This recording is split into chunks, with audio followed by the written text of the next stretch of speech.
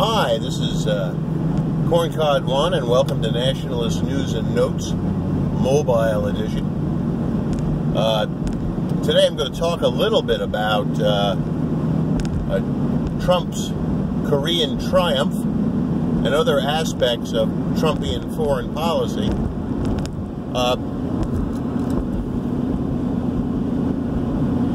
It's really significant. One of the things that you should know most about Donald Trump is he is a man of peace. You know, there are various idiots in the news media who on election night were fearful that Donald Trump would get us into a war. Donald Trump is not a warlike man. Obviously, he's not a pacifist, but he's not a believer in perpetual war for perpetual peace. And his actions in recent months on the Korean issue have done a lot of good in the region. The relationship between the U.S. and the North Koreans have improved. The relationship between North Korea and South Korea have improved. A lot of that credit goes to the South Korean leader, in addition to Mr. Trump. But Mr. Trump does deserves credit for at least some of it. And don't get me wrong, it's very difficult. There may be ups and downs in the negotiating process with North Korea. There's no doubt about that. The press will jump on that if they get a chance. Our neo-Marxist press. But Mr. Trump is doing the right thing in trying to bring peace in the region. It makes no sense. It's a crime against humanity to physically attack a country that already has nuclear weapons. It's too great a risk that even one nuclear weapon should hit one city and kill millions. So I'm very happy about Mr. Trump's success on the Korean Peninsula. You know, as Churchill said, and I don't agree with Churchill on the late Winston Churchill, on many things, better jaw than war. And it's amazing how the media still hate and despise Trump, since he is a man of peace.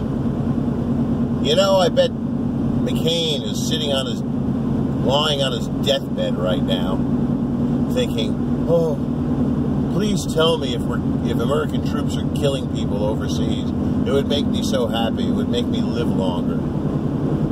I mean, the guy wants war all over the world. Any potential U.S. diplomatic problem, in his mind, is automatically pushed into the category of war. I mean, the man's a complete psychopath. And it's very instructive that the soon-to-be late Senator McCain is so well loved by the establishment and the New World Order.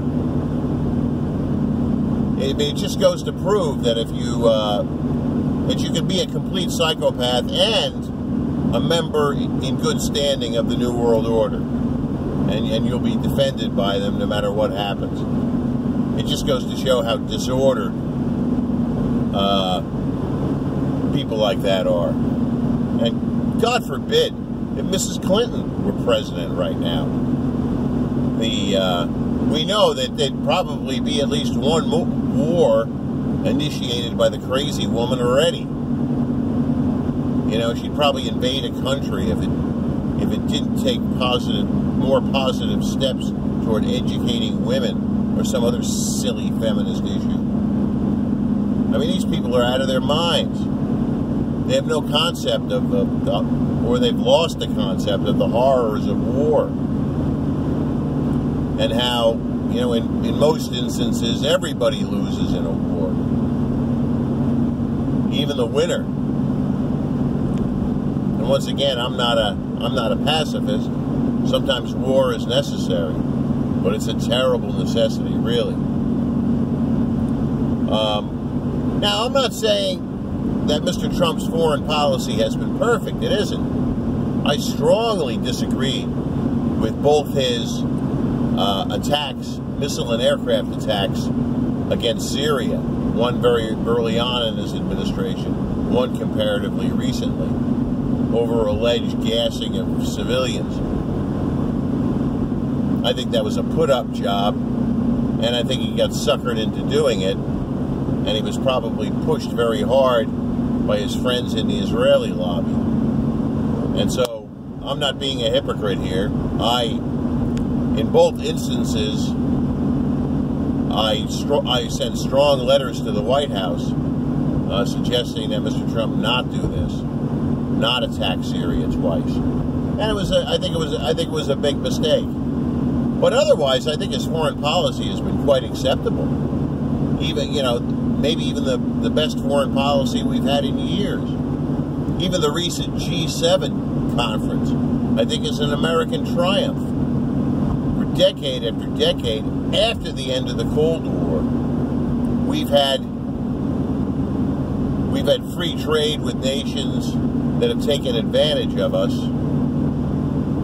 And that was a sacrifice that the American working class made in prosecution of the Cold War. Well, the Cold War has been over 30 years. And why these preferences that we give to nations, they used to be our allies in the Cold War. We have a working class in this country that's dying, in particular the white working class, that's dying of despair, that gets minimum wage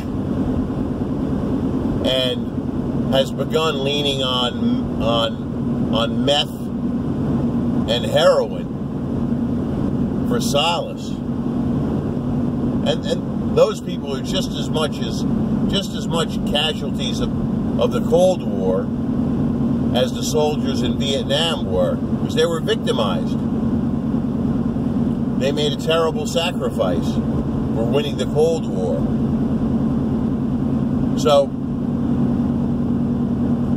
it's about time that the American working class gets prioritized over foreign policy issues.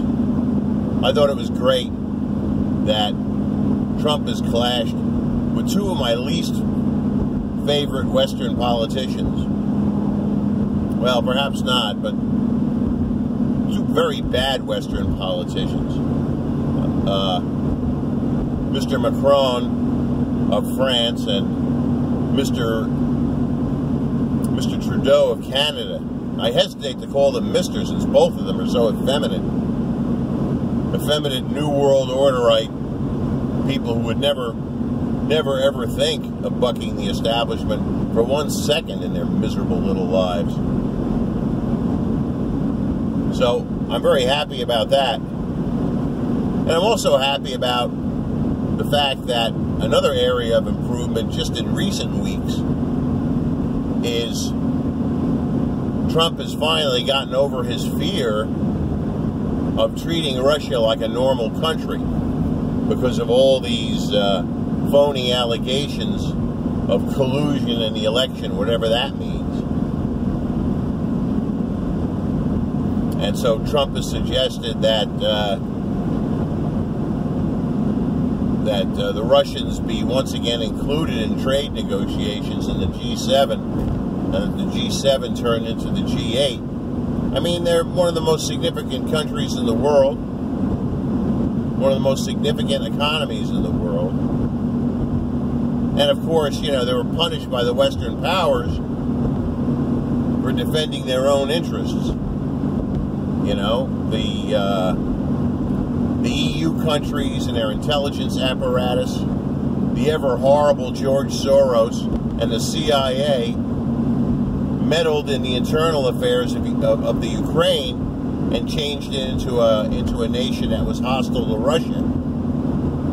And that was our doing. And then we complain when Mr. Putin, in order to defend his country's strategic position, decides to invade and take the Crimea. So I'm very happy about our motion toward normalizing relations with Russia. I think the Putin regime has been excellent for the Russian people.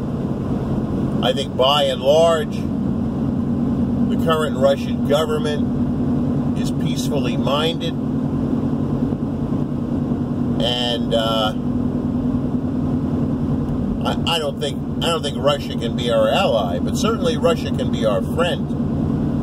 And I see nothing wrong with that. They're a great nation and a great people. So overall, I'm very happy with a couple of relatively minor qualifications of Trump foreign policy up until now. And I have every confidence it's going to get better. So God bless Donald Trump. And thank you, and have a good afternoon.